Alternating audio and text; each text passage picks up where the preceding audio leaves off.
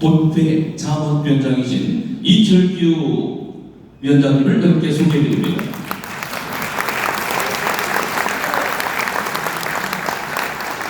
자, 그리고 김희현 전 당대표님 힘찬 박수로 보내주십시오.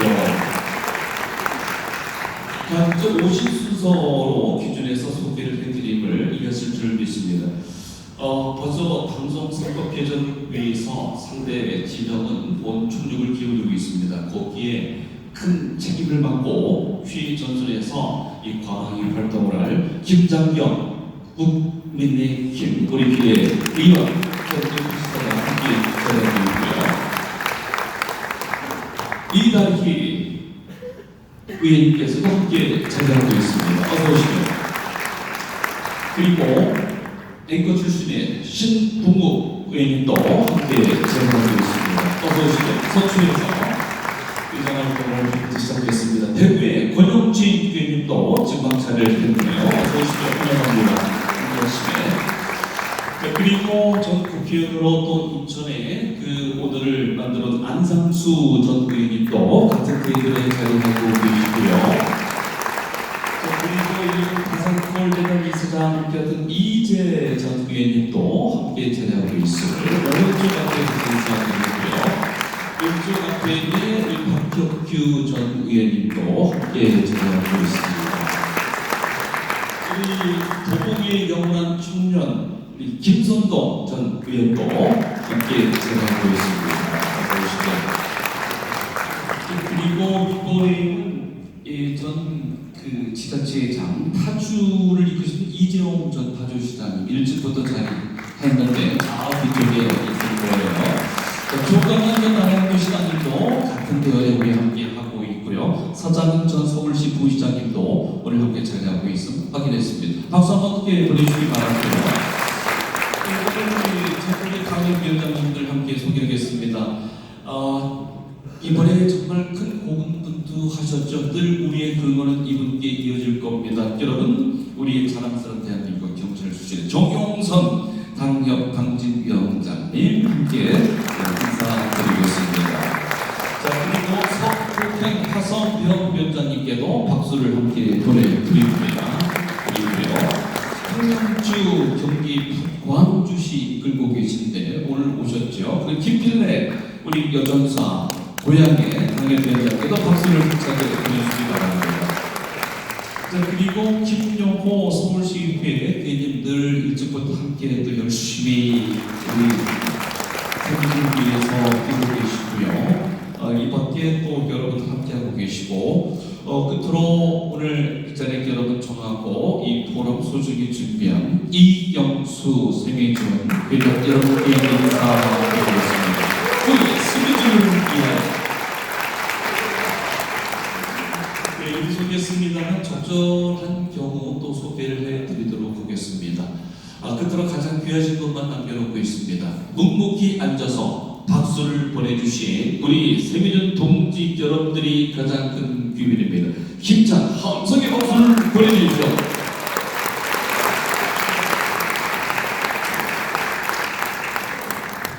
자, 그리고 우리 세미준 포럼의 회장 박석현 회장도 함께 일어나서 박수 한번 받으셔야 할 것 같아요. 우리 포럼 회장님, 네, 여러분 큰 박수로 격려를 해주십시오. 굉장히 수고 많았습니다.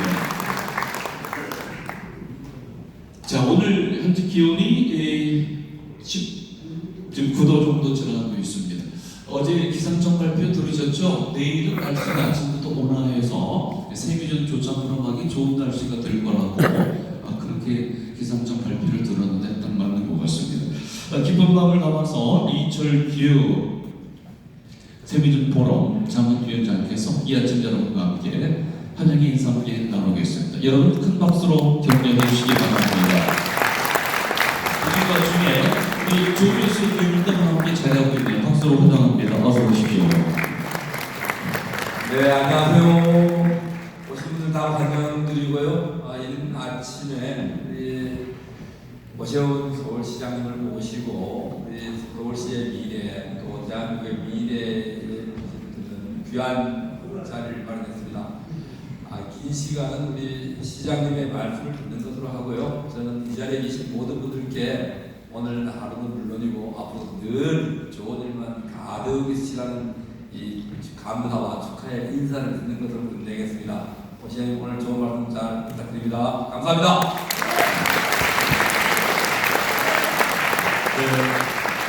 이 대한민국의 이정표를 위해서 우리 함께 나아가는 그런 시간입니다. 김기현 전 당대표님 이렇게 자리하고 계세요. 늘 격려 함께 축사 주셨는데 이 아침도 좀 말씀 함께 나눠주시면 우리 함께 기분도 이렇게 시작할 것 같습니다. 여러분 박수로 환영해 주시면 참 좋겠습니다. 나라를 근절하고 개인적인 모든 것을 다 힘들어서라도 꼭 우리 자유민주주의를 이 땅에 정착시켰다는 의지를 담고 열심히 활동하고 계신 우리 세빈 동지 여러분 정말 반갑습니다. 오늘이 6월 25일 6.25 발발이기도 합니다. 그래서 다른 날보다 의미가 매우 크다고 생각하는데 요즘 여러 가지 돌아가는 사람들을 보면 전국 좌파가 나라를 완전히 흔들어대고 있다는 우려를 금할 수가 없습니다. 이런 때인 만큼 더욱 우리 세빈 동지 여러분들의 활약과 활동이 더 기대되는 때가 아닌가 생각하고요. 우리 이영수 회장님 앞장서서 정말 세미주를 이끄시면서 새로운 미래를 개척해 나가고 계신 정말 감사하게 생각합니다. 우리 철교 자문위원장님과 함께하고 계신 우리 고문 안대희 전 내국장님, 또 포럼 회장을 맡고 계신 우리 박재천 회장님 비롯한 많은 분들의 수고와 헌신이 꼭 좋은 결실로 이어질 것으로 저는 믿어 의심치 않습니다. 윤석열 정부를 탄생시킨 주역이 바로 여기 계신 여러분들입니다. 그리고 윤석열 정부를 박수 한번 칠까요?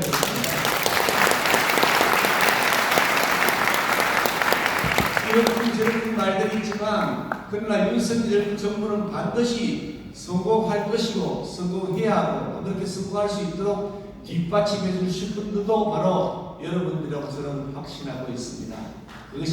그것이 대한민국의 미래를 위한 우리의 어쩌면 역사적 사명일 것이다 그렇게 생각하기 때문입니다. 오늘 우리 오세훈 시장님께서 오셔서 국민들이 우리에게 무엇을 바라는가 원하는가는 주제를 가지고 말씀을 주실 것 같은데 우리 오세훈 시장님께서 앞으로 더 큰 역할을 하시길 기대하고요. 우리 대한민국의 더 큰 발전을 위해서 우리 세미준이 힘을 합치는 좋은 아침이 되었으면 좋겠습니다. 여러분 모두 건강하시기 바랍니다. 감사합니다. 김기현 의원님 고맙습니다. 참고로 오늘 나경원 의원께서도 축사자로 준비가 되어 있었는데 다른 방송 일정을 지금 예정대로 소화해내시냐고 8시 30분에 도착해서 그때 적절히 사회자가 진행하도록 하겠습니다. 자, 이제 이 아침 우리가 모여있음은 우리 국민의 기대에 부응하기 위함입니다. 국민의 기대는 우리 자유민주주의 가치를 내걸고 더 선진 대한민국을 만드는 것이겠지요. 그 모습을 이제 우리가 사진으로 연출해서 전국 국민에게 우리 모두 시민들에게 소개를 하겠습니다. 촬영하실 분들은 앞으로 단상으로 나와주시고 앉아 계신 그 상태에서 힘차게 손가락 5개를 펼치면서 다이나믹한 모습을 함께 연출해 주시기 바랍니다. 자, 먼저 사진을 찍는 이유는 귀빈들의 시간을 배려하기 위함이고 또 하나는 사진을 몇 분이라도 젊었을 때 찍어놔야 더 좋기 때문에 이 앞서 찍도록 하겠습니다. 자, 힘차게 손가락 5개로 파이팅을 해주십시오. 우리 힘찬 대한민국 하나 둘 셋 파이팅! 우리 국민의힘 파이팅! 우리 서울시 파이팅! 다시 한번 세민준 만세! 손을 들어주세요. 자, 그리고 힘찬 함성을 5초간 함성 시작! 다시 한번 세민준 박수 준비해! 시작! 감사합니다. 자, 이것으로 사진 촬영을 이제 마치도록 하고 오늘 뒤에 함께 오신 여러 기자 여러분들과 또 저희 관계자 여러분께 감사를 드리고요. 그러는 과정에 수원을에서 우리 기자 출신의 하셨어요. 우리 한규택 위원장, 또 이창성, 이 수원갑, 그리고 또 박재선 수원무 우리 당협 위원장님들을 이렇게 오셨습니다. 참 우리 수원 지역구 5개였었는데 참 아쉽고 우리 불을 삼키고 있습니다. 다음은 또 다가오고 있습니다. 이분들에게 박수 한번 보내주시기 바랍니다. 네, 감사합니다. 자, 이제 우리 초청 강연 시간이 이제 시작이 되겠습니다. 저도 서울특별시민이고 여러분 대다수 하실 겁니다. 서울시는 저희가 시민 입장에서 보니까 두 가지 키워드로 움직이고 있는 것 같습니다. 동행, 약자와 동행을 하고 있고요. 매력, 서울시입니다. 서울시 건물의 공간, 아파트와 건물 사이에 문화, 예술, 매력적인 콘텐츠가 채워지고 있습니다. 이 상암동에 서울링이 생긴다고 하고요. 또 우리 기대되는 것도 서울 한강에 아침 출근 버스 다닌다고 그러고 또 서울의 동행매력의 공원이 1000개가 만들어질 거라고 하면서 우리 국민들은 서울의 달라진 모습을 실감하면서 더 나은 자랑스러운 세계 속에 우리 서울시를 기대하고 있습니다. 그 국민은 무엇을 원하는가? 그것을 듣는 시간입니다. 여러분, 오세훈 서울특별시장님을 힘찬 박수로 맞이해 주십시오. 다시 한번 힘찬 감사의 박수를 보내주십시오.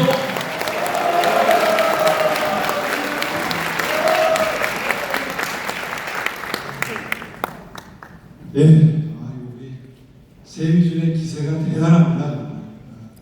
이용수 회장님 존경합니다.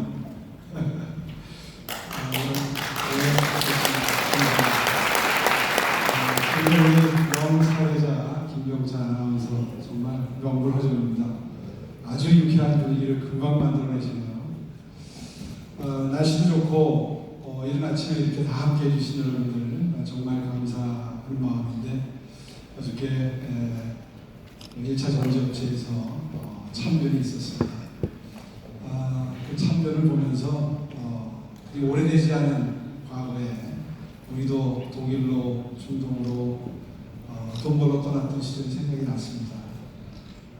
참 그분들 수습도 잘 해드리고 영원히나마 위로하는 그런 아침이 됐으면 좋겠습니다. 또 서울시장이다 보니까 어젯밤에 오물 풍선이 또 5번째로 넘어왔습니다. 그런 생각이 아침 좀 들었습니다. 오늘 마침 6.25이기도 하지만 북한과의 관계나 이런 것들을 다시 한번 생각해보지 않을 수 없는데 북한이 저렇게 우리에게 오물 풍선을 계속 보내면서 일종의 심리전이기도 하거니와 일종의 조롱과 모욕이죠. 우리가 이렇게 해도 당신들은 어떻게 할 도리가 없다. 그 바탕에 뭐가 있죠? 그런 자신감 내지는 오만. 이 바탕에 뭐가 있습니까? 예, 우리 세미준 회원님들은 다 아시죠? 핵이 있습니다. 핵. 제가 그때 정책을 좀 쉴 때인데요. 미래라는 책을 발간한 게 2019년 기획이 됐는데 그 책에서 우리도 핵을 좀 가지자 이런 주장을 했었습니다. 당시만 하더라도 그런 주장을 하면 아우치였다 했어요. 저보다 조금 먼저 정몽준 당시 그때도 전 대표셨습니다. 우리 당 대표님하신 정몽준 의원님께서 우리가 핵을 가져야 된다 말씀을 하시고 거의 비슷한 시기에 제가 그런 주장을 하면서 많이 다니면서 안방연을 좀 했었는데요. 왜 우리가 핵을 가질 수밖에 없느냐, 가져야 되느냐, 또 유력 정치인들은 왜 그런 얘기를 해야 되느냐, 그게 왜 우리나라의 외교 안보 전략에 도움이 되느냐 이런 얘기를 하고 다녔는데 그때만 해도 참 외로웠습니다.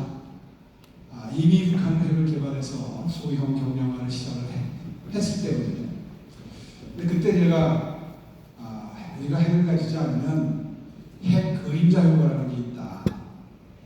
핵을 가진 국가와 그렇지 않은 국가가 이웃하게 되면 그 이웃 국가는 심리적으로 매우 위축될 수밖에 없어서 상대방이 하자는 대로 끌려다니는 수밖에 없다.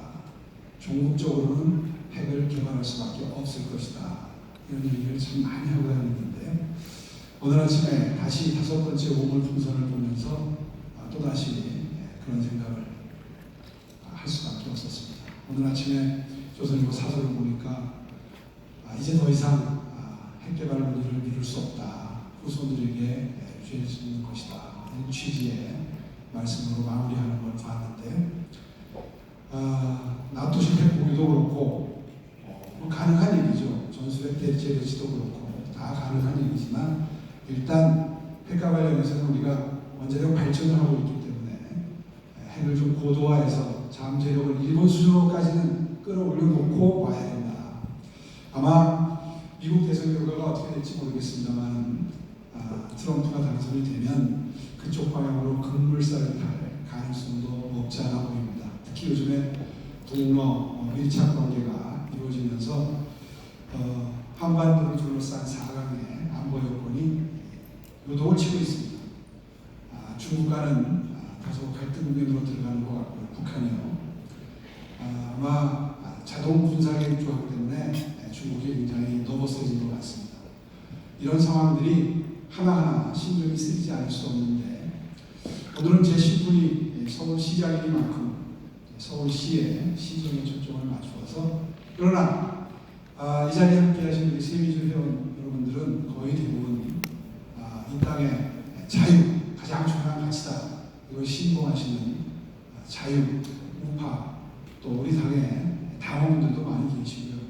그렇기 때문에 거기에 초점을 맞춘 말씀을 중간중간 드리면서 서울시정을 중심으로 비전 체계를 좀 말씀을 드리겠습니다. 제목은 국민은 무엇을 원하는가 이렇게 거창하게 붙였습니다만 사실은 정당은 선거에서 이기기 위해서 존재합니다. 선거를 보죠. 2년 전에 있었던 지방선거 때 서울시는 25개 자치구에서 다 이겼습니다. 구청장은 몇 군데 내주고 있습니다만 시장 선거를 보면 다 이겼습니다. 벌써 가물가물하신 분들도 계실 텐데 서울에는 425개 행정동이 있습니다. 425개 행정동을 다 이겼습니다. 그건 정말 전무후무한 기록이었습니다. 그런데 2년이 지난 올해 국회의원 선거를 보면 지금 지도가 저렇게 바뀌었습니다. 그래서 제목을 그렇게 정했습니다. 과연 우리가 무엇을 소홀히 했길래 이런 결과가 나왔습니다. 물론 분석을 하자면 원인은 여러 가지 찾을 수 있죠. 누구 탓이다 할 수도 있습니다. 그러나 우리 바탕을 좀 보자. 정책적인 어프로치를 위해서, 비전을 위해서 어떻게 국민의 마음을 얻을 수 있는 것인가에 대해서 분석을 하자면 과학적인 분석을 해야 되죠. 그래서 일단 이 그림을 보고 시작합니다. 국민 여러분들이 많이 힘들다고 하십니다. 이건 길게 시간을 할애하지 않겠습니다.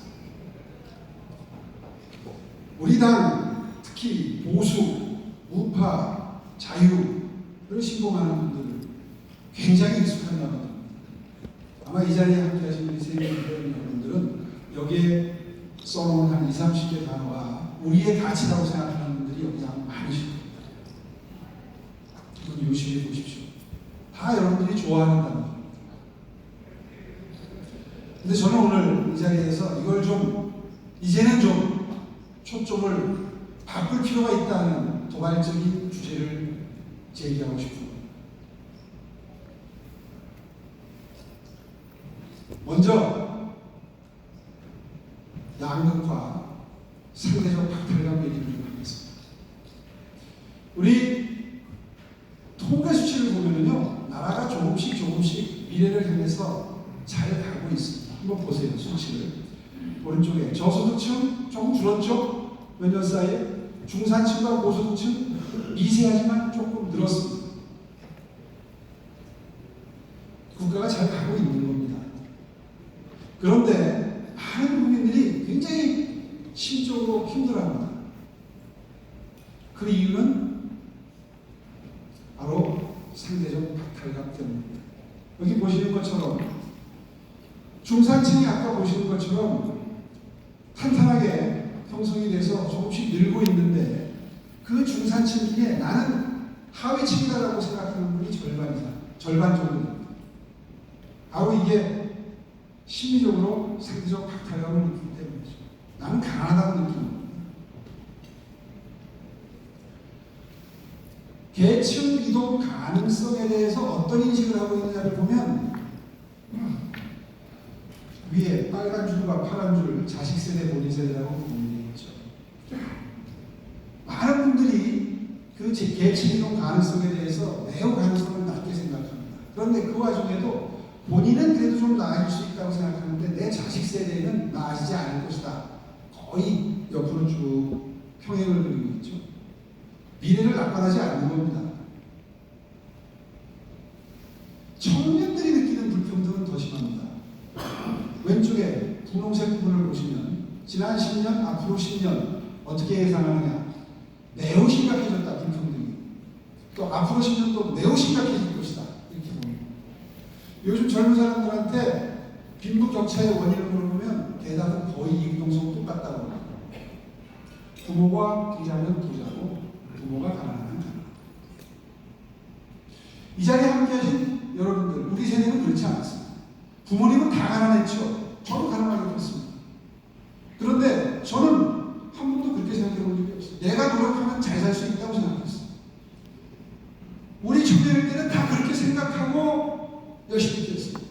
그런데 요즘 청년들은 아무리 모르고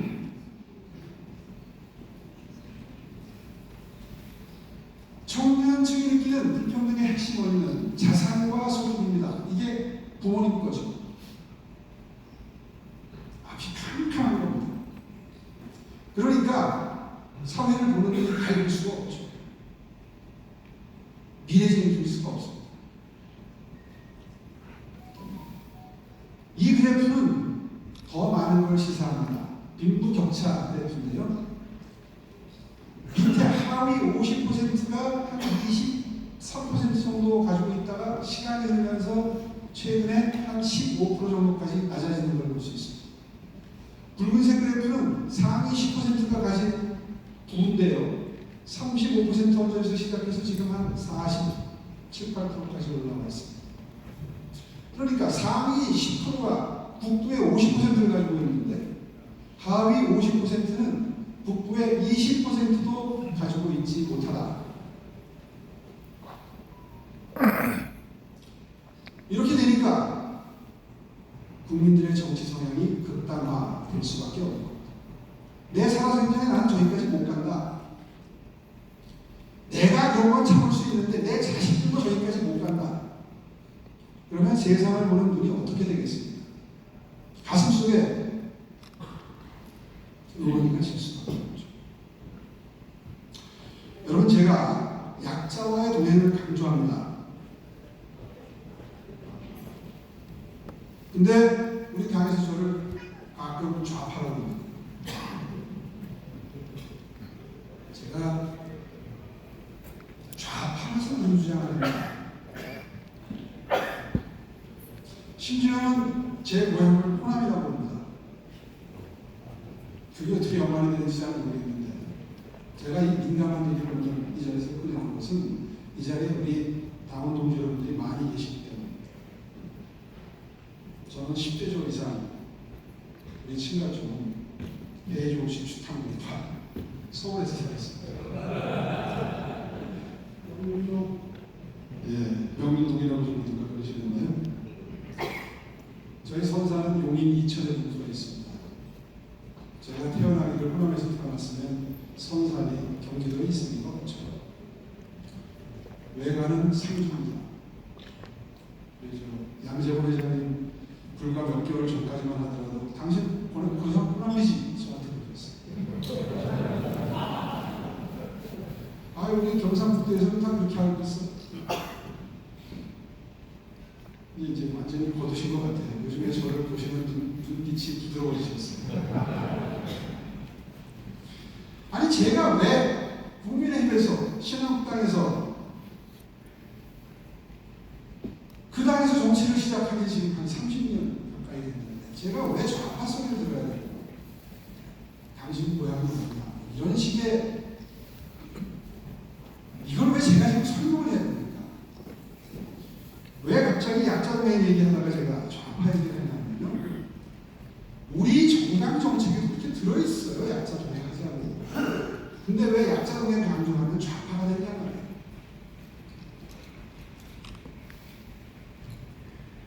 제가 부러진 계층 용사들이 얘기를 하는 것은 우리 당이 계속 집권하자는 얘기입니다. 중간지대에 있는 표, 선거 때마다 어디를 찍어야 될지 왔다 갔다 하는 표를 이른바 승리보터 중도층이라고 합니다. 그분들 마음을 얻어오자는, 우리는 결코 부자를 위한 정당이 아니다. 약자를 위한 정당이다. 표방해야 된다는 겁니다. 저는 이 자리에서 이번 당권 주자, 당 대표 주자들을 공개 지지하겠습니다.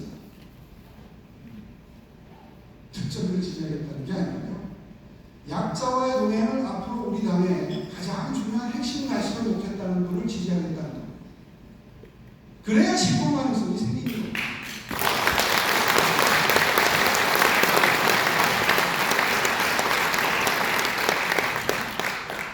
정권을 놓치면요, 해왔잖아요. 또 광장에 나가서 목이 터지가 외쳐야 됩니다. 저도 그때 학번한가지고 그 자리에서 같이 있습니다. 함께. 총선 지고 나니까 무슨 일이 벌어지는지 지금 매일 뉴스를 통해서 지켜보고 있지 않습니까?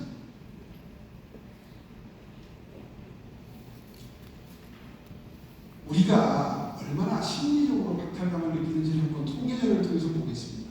우리 대한민국이 얼마나 경제를 밀고 왔는가를 보면요, 가난하다 다들 심리적으로 박탈감을 느끼고 있지만 이 그래프를 보면은 상위 한 30% 정도 순자산이 5억이면 들어갑니다. 15억 이상이면 10% 들어가요. 이게 최근에 금감원에서 통계를 낸 겁니다. 이게 그냥 흘러다니는 통계가 아니에요. 좀 전에 본 것은 자산이고요. 이거는 월수익, 연봉 이런 걸 기준으로 본 건데요. 대학 졸업하고 대기업만 들어가면 바로 소득순위 상위 30% 안쪽으로 훅 들어갑니다. 이런 나라가 전생에 없어요. 다들 마음은 가난하지만 실제로 그렇지 않다는 걸 표로 보여드리고 있는 겁니다. 거기다가 빈부격차를 양극화를 실감하는 게 바로 이 디지털 혁명입니다.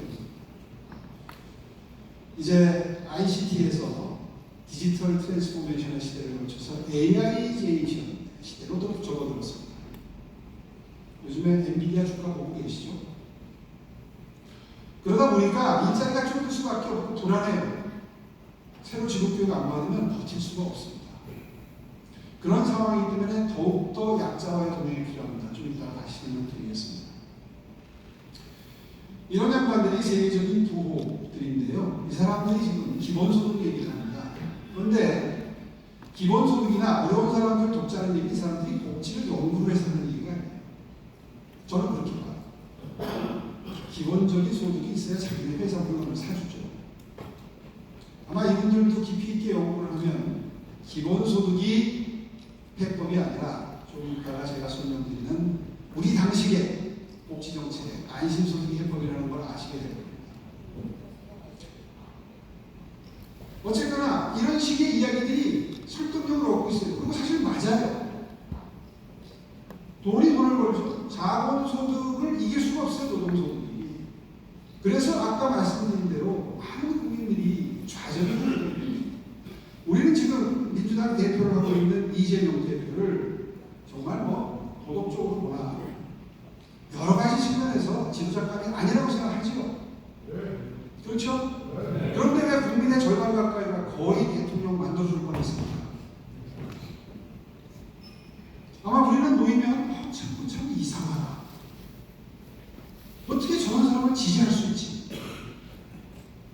입에 쌍욕을 달고 살고 법 무시하는 것을 밥 먹듯 하고 목표를 달성하기 위해서는 법은 수단일 뿐이고 아예 사업체가 그렇지 않습니까? 그런 사람을 왜 지지하겠어요? 왜 지지하겠어요? 하마터면 될 뻔했잖아요. 왜 지지하겠어요?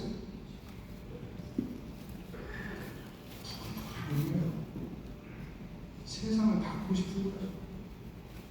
내 사생명에는 나라가 바뀔 것 같지 않다. 나는 저기까지 못 간다. 역지사지를 해보면 그 마음을 이해할 수 있잖아요. 그러면 분석이 그렇게 되면 우리는 어떻게 해야 됩니까?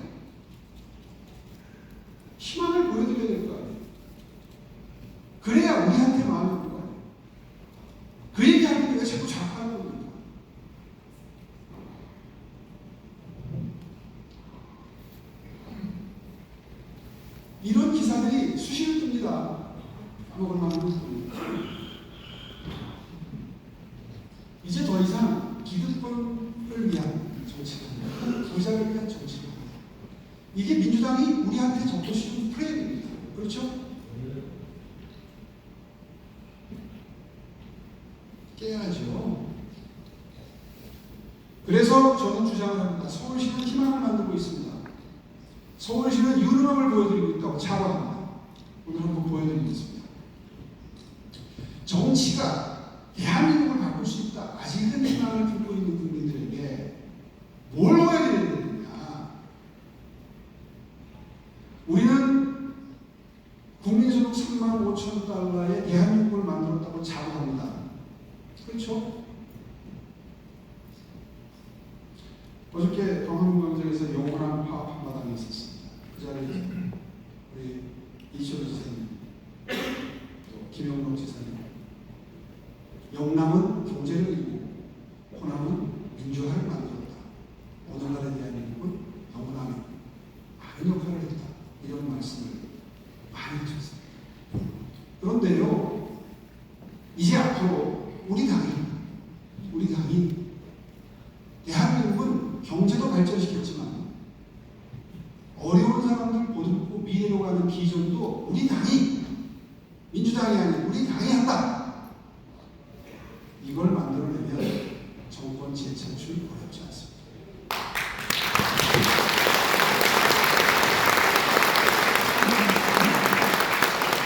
그래서 제가 이번 당 대표를 비롯해서 앞으로 우리 당의 리더십에는 약자와의 동행을 입에 달고 살아야 된다. 라고 주장합니다.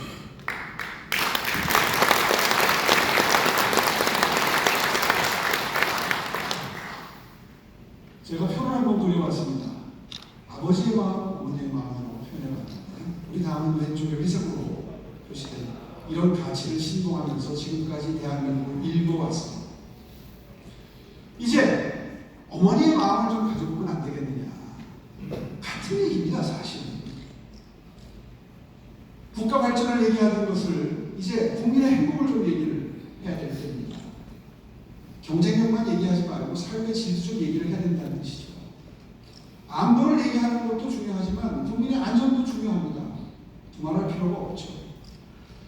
산업적 측면에서 무엇을 해야 좋은가를 생각할 타이밍에 근로자도 이제 같이 생각해야 되는 겁니다. 노조가 우리 마음에 안 든다고 해서 근로자는 적대시하면 안 되잖아요. 그렇잖아요. 노력과 성취를 얘기하는데 이제 일과 생활의 균형을 얘기해야 됩니다. 그리고 능력주의 얘기할 때 이제 보듬는 이야기도 좀 같이 해야 됩니다. 우리 한번 읽어가야 될 책이 있습니다. 제가 추천 좀 하겠습니다. 능력과 실력으로 성공했다는 당신에게 라는 책이 있습니다. 경제학이 필요한 순간이라는 책이 있습니다. 경제학이 필요한 순간이라는 건 김현철 교수하고요. 서울시 안심소득을 도와주고 계신 교수님이시고 앞에 말한 책은 미국 사람인데요. 한번 읽어보시죠. 한 사람이 평생 이루는 부의 총량의 절반은 어느 나라에 태어났느냐가 좌우한다. 맞잖아요. 우리나라에 태어났는지 아프리카에 태어났는지가 절반 이상 결정하죠. 나머지 절반 중에 또 절반은 어떤 부모를 타고났느냐가 결정합니다. 맞잖아요. 그럼 결국 한 사람이 평생 동안 열심히 일해서 이룬 부의 4분의 3은 일이 결정하는 겁니다. 자기 태어난 나라나 부모는 실력으로 결정하는 사람이 있나요? 노력으로 결정하나요? 그래서라도 사회에 기여하고 함께 어우러지고 공존, 공생, 상생해야 된다. 논리구조가 이렇게 되는 거죠.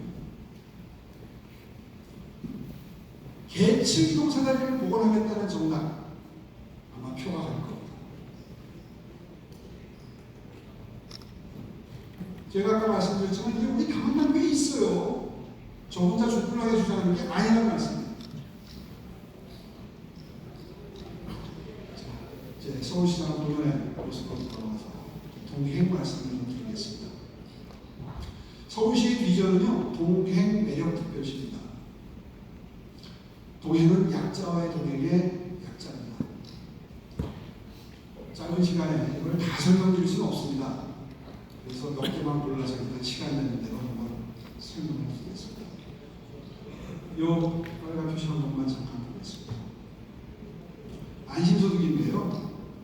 잘 모르실 거예요. 복잡해요. 복잡하다는 것만 일단 설명을 드리고요. 하나만 외우시려면 하후 상박입니다. 가난할수록 많이 돕는데 이걸 갑자기 하는 게 아니라 전국적으로 이걸 확산을 시키고 싶은데 서울시가 3년짜리 소득보장 실험을 시작했습니다.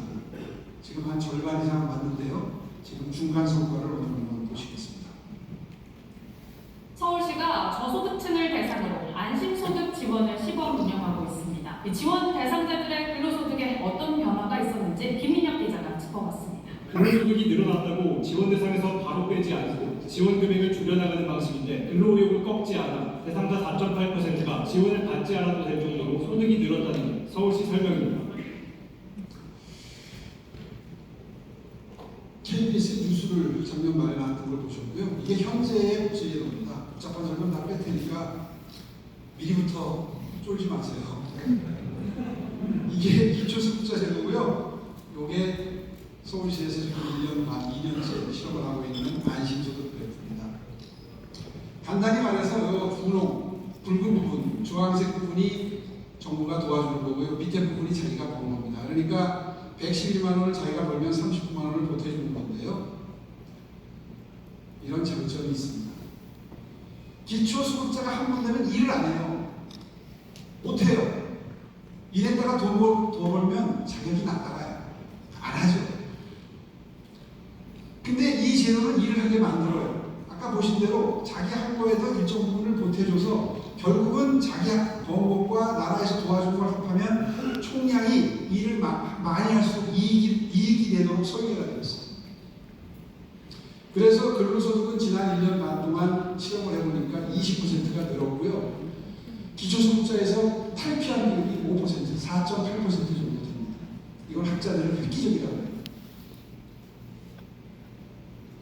돈이 많이 들 거 아니냐 계산해 놨습니다. 감당 가능하다는 걸 보여드리고 있습니다. 설명 다 하면 복잡하니까 간단하게 넘어가겠습니다. 재미있는 것은 보수지나 진보지나 우파나 좌파나 다 칭찬해요. 이럴 수가 있어요. 조선일보는 왜 칭찬하냐? 야, 일 안 하던 저소득층을 일하게 만드는 복지제도네. 그래서 제가 부탁을 해도 기사를 이렇게 크게 잘 써줍니다. 한겨레 신문은 야, 이게 복지 사각지대가 없어지네 이러니까. 그것도 한겨레 신문도 칭찬까지는 아니지만 동의하는 것 같아요. 고맙습니다. 이 양반이 전 세계 다니면서 이 가난한 사람을 어떻게 도와주나 소득보장 실험을 해서 노벨 경제학상을 받은 양반인데 작년 연말에 와서 이렇게 극찬을 해주고 갔습니다. 내가 사업 설계를 했어도 이렇게 했을 것이다. 이거 이상 칭찬이 있나요? 제가 많은 기운을 얻었습니다. 어쨌거나 시간이 없으니까 생각하겠습니다. 지금 올해는 이제 안심소득 종합성 실험이라는 걸 하고 있습니다. 아, 이제 1단계 됐어요. 야, 이거 일 안 하던 사람들 일하게 하고 사각지대도 없애고 예산도 감당할 만하다. 그리고 전국 확산할 만하다. 그럼 이제 어떻게 해야 돼요? 우리나라 복지제도가 복잡해서 수백 가지예요. 이 중에 안심소득을 하게 되면 없앨 수 있는 것들이 있어요. 통합할 수 있는 게 있어서 안심소득과 종합성 실험 연구를 올해 1년 동안 하고 있습니다. 아마 연말이 되면 굉장히 많은 전문가들, 아주 이름 있는 복지학자들이 많이 들어와 계십니다. 이분들이 이제 이걸 하나하나 거론해주고 있습니다. 그렇게 해서 내년에는 이제 전국적으로 확대 시행해도 될 만큼의 준비가 갖추어질 것 같습니다. 지금 새 이름을 찾고 있습니다. 안심소득이라는 이름이 본질을 그대로 바로 연상시키지 못해서 이름 공모를 했는데 굉장히 많은 분들이 공모를 해서 벌써 한 8,000건 가까이 이름이 들어왔습니다. 새로운 이름이 발표가 될 겁니다. 자, 안심소득 여기까지 하고요. 서울런이 또 어떻게 계층이동 사다리를 복원하는 데 성공을 하고 있는지를 한번 설명을 드리겠습니다. 여러분, 어려운 분들이 가장 좌절하는 건 내 새끼도 나처럼 계속 이렇게 살 수밖에 없다는 거예요. 그거 뭔가 희망을 주지 않으면 뒤집어집니다. 옛날에 어떤 사람이 그랬어요. 어려운 사람들 보듬지 않으면 그들이 산에서 내려온다. 무슨 뜻이에요? 안 참습니다. 요즘에 못 참아요. 열어드려야 돼요.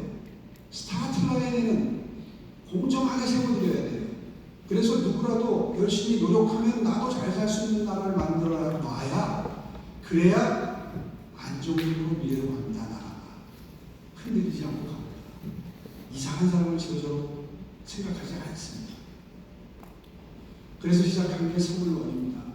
서울시는 어차피 장담하고 있는데 반드시 프로그램을 더 확대하고 지원을 더 늘려갈 생각입니다.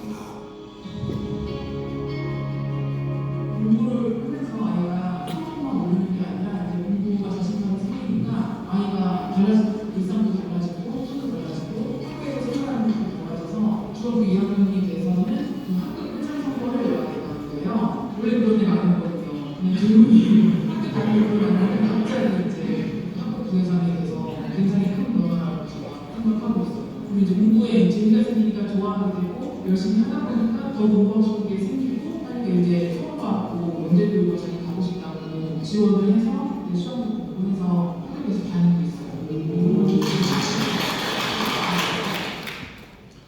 아마 느낌이 오실 텐데요.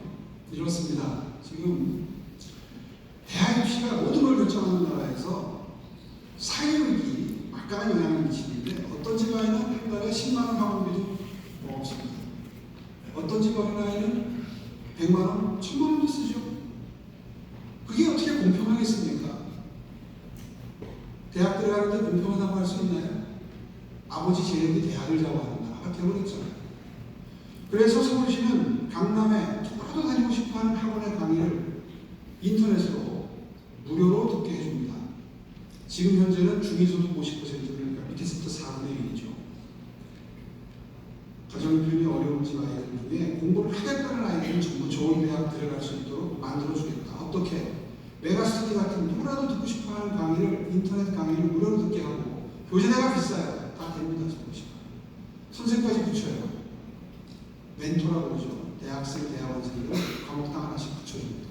그렇게 해서 지금 26,000명이 초, 중, 고등학생들이 이 강의를 듣고 있는데, 이게 올해 2월 달에 나온 대입 성적표입니다. 이제 시작한 지 2년밖에 안 됐기 때문에 대학을 1,000명 정도 의식을 했는데, 그 중에서 약 60%가 합격을 했고요. 좋은 대학, 의대도 많이 들어갔습니다. 굉장히 뜨겁습니다. 반응이. 제가 너무너무 안타까워서 지난 총선할 때 당에 이야기했어요. 다른 정책은 다 몰라도 서울론만큼은 정복해라. 안 됐습니다. 제가 한동훈 위원장한테 비대위원장 시절에 직접 이걸 설명을 드리고, 이거 좋다. 전국으로 확산시켜. 지방에 있는 분들이 강남에 강의 굉장히 듣고 싶어 하잖아요. 잘 안 되는데, 어쨌든 공부하는 시간이 굉장히 많이 들었습니다. 대부분 가난한 분들이 공부하는 환경도 별로 안 좋죠. 부모들이 다 맞벌이 하러 나가니까요. 서울시가 이런 신화를 만들어가고 있습니다. 엉뚱하게 흑백 사진이 등장했습니다. 여기 제가 있습니다. 누굴까요? 여기 저입니다. 여기 그때는 국민학교라고 했죠. 국민학교, 삼양국민학교 2학년 시절이었을 걸로 기억이 되는데요. 동네 분위기가 좀 험악하죠? 네, 뒤에 허물어진 집들이 잔뜩 보이죠? 제가 가난하게 컸다 보니까 잘 안 믿어요. 제가 이렇게 생겼기 때문에 잘 안 믿는 것 같아요. 이 뒤에 있는 사람들 별로 그렇게 양식이 아닌 것 같지 않아요? 어깨들이죠. 동네 어깨들입니다.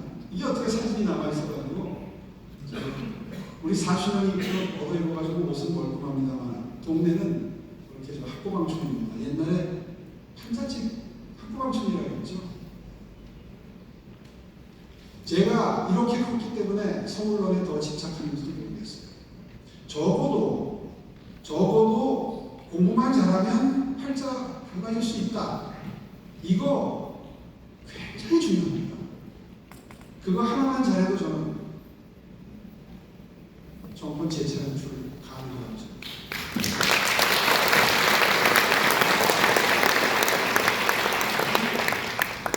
서울시가 약자의 동행을 한다면 하는데 이제 우리 공무원들한테까지 이 가치가 전파가 돼서 어떤 정책들이 나오기 시작했느냐를 보겠습니다. 앞에 있는 두 개의 큰 덩어리는 제가 직접 아이디어를 낸 정책이지만 지금부터 설명드리는 것은 서울시 공무원들 머릿속에서 나왔습니다. 한번 보세요. 얼마나 놀라운가. 동행식당이라는 정책이 있습니다. 여러분 서울역 앞에 가면 노숙인, 쪽방촌 다 기억나실 겁니다. 지금까지 거기서 식사 어떻게 노숙인들한테 드렸죠? 줄 쫙 세우는 거 보셨을 겁니다. 막 20-30m씩 줄 서고 식판에다가 배식 받아서 식사했습니다. 그게 그분들에 대한 온정이고 배려였습니다. 바꿨습니다. 이제 그걸 싹 바꿨습니다. 줄 안 세웁니다. 근처에 식당을 수십 개 계약을 해서 동행식당으로 계약을 해서 그쪽에 우리가 직접 지불을 하고 카드를 지급해서 그 동자동 앞에 쪽방촌에 사는 카드를 지급해서 자기가 먹고 싶은 식당, 먹고 싶은 메뉴를 선택을 해서 차감해 나가도록 시스템을 바꿨습니다. 너무 고마워합니다. 밥 먹을 때마다 너무 고마워합니다. 자존감도 높아지면 혈색이 달라졌어요. 온기 참고 과거에 어디서 무슨 물건이 들어왔다고 또 방송해가지고 줄을 쫙 세웁니다. 그러면 필요한 사람이든 필요 없는 사람이든 막아주고 줄 서가지고 받아가죠. 비윤리죠. 필요 없어도 막 받아가요. 행동이 늦은 사람은 못 받아가요. 이것도 카드 시스템으로 바꿨습니다. 이렇게 하니까 꼭 필요한 물건 필요한 만큼만 차감해서 가져갑니다. 맥시멈이 있기 때문에 과속이 높죠. 공평하잖아요. 희망의 문화. 제가 10년 전에 시장할 때 만든 박 시장님이 없앴던 거 제가 다시 부활시킨 겁니다. 제 자랑입니다. 노숙인 쪽방촌 계시는 분들이 인문학 강의한다고 그러면 다 술 취해서 한잔하시고 졸고 자고 할 것 같죠? 안 그래요. 수료율이 70-80%됩니다. 이게 지금 시립대학교나 건국대학교 이런 데다가 위탁교육을 하는데요. 한 700명씩, 800명씩 하는데 일부러 저렇게 입학식 졸업식 그렇게 저렇게 저런 모자를 씌우고 옷을 입힙니다. 자존감을 살리는 거죠. 참여율이 높고 생각이 바뀌는 분들이 많이 나옵니다. 대부분 노숙하시는 분들이 원래부터 노숙하는 거 아니에요. 사업하다가 잘 안 돼서 부인 떠나고 아이를 가출하고 좌절해서 소주 그렇게 해서 알코올이 되고 노숙이 되시는 게 대부분입니다.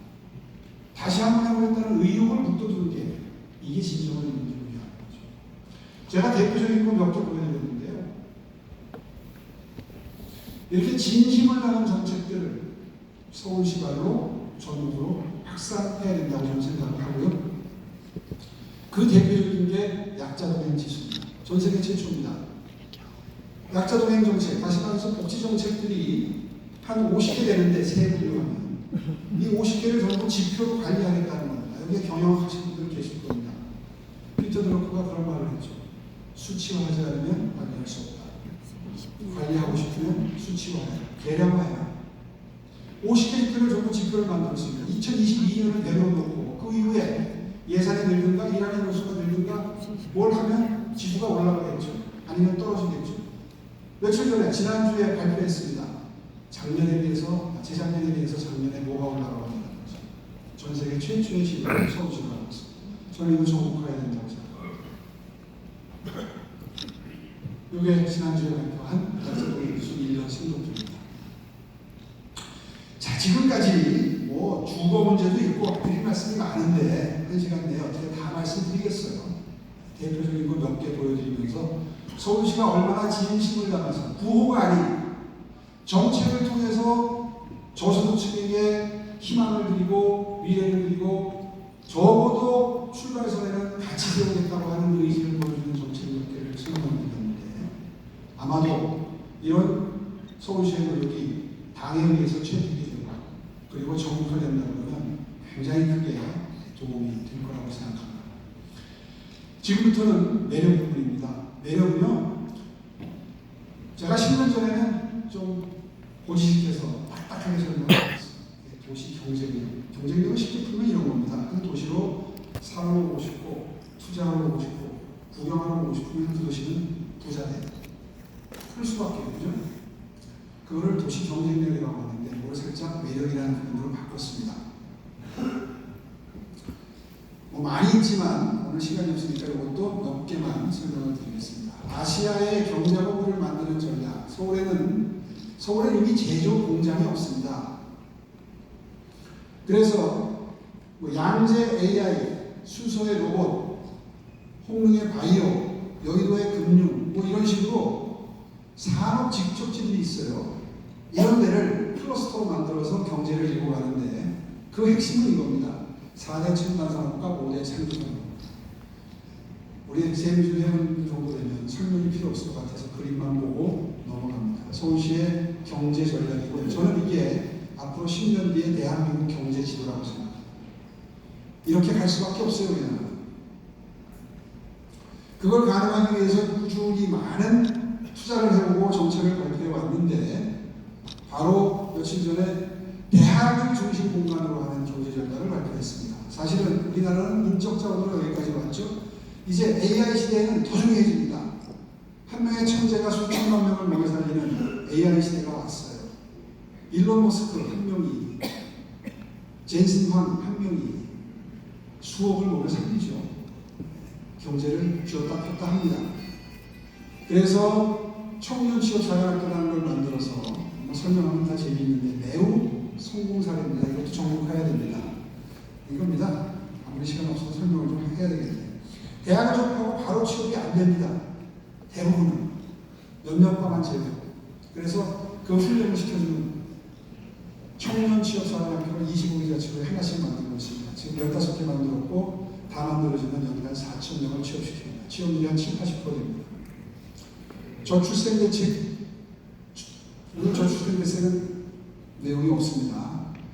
저출생 현상이 가져오는 일할 인력이 부족한 것은 외국 인재를 유치해서 해결할 수밖에 없는데 그 바탕을 지금 서울시가 마련하고 있습니다. 이게 방금 전에 말씀드린 대학 계획인데요.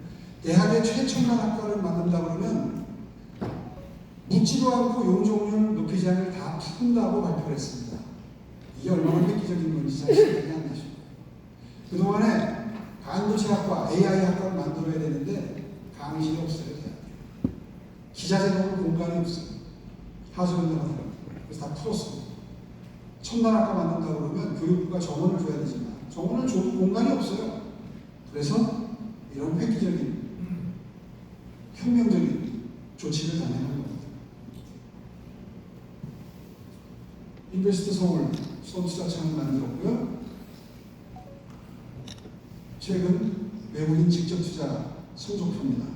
급증하고 있습니다. 수치로 설명되는 서울시의 경제력들입니다. 약 300개 도시를 투자해서 산업 생태 지수, 창업 생태계 전 세계 9위까지 올랐습니다. 22에서 몇 년 사이에 9위까지 올렸고요. 도시경쟁력 22, 10위권 언저리에 있다고 지금 7위까지 올렸고요. 글로벌 금융센터 지수로 보면 아주 극명합니다. 불과 4년 전에 36위 하는 게 최근에 쭉 올라서 12, 11위까지 올라갔습니다. 몇 가지를 보시면 아마 전체적인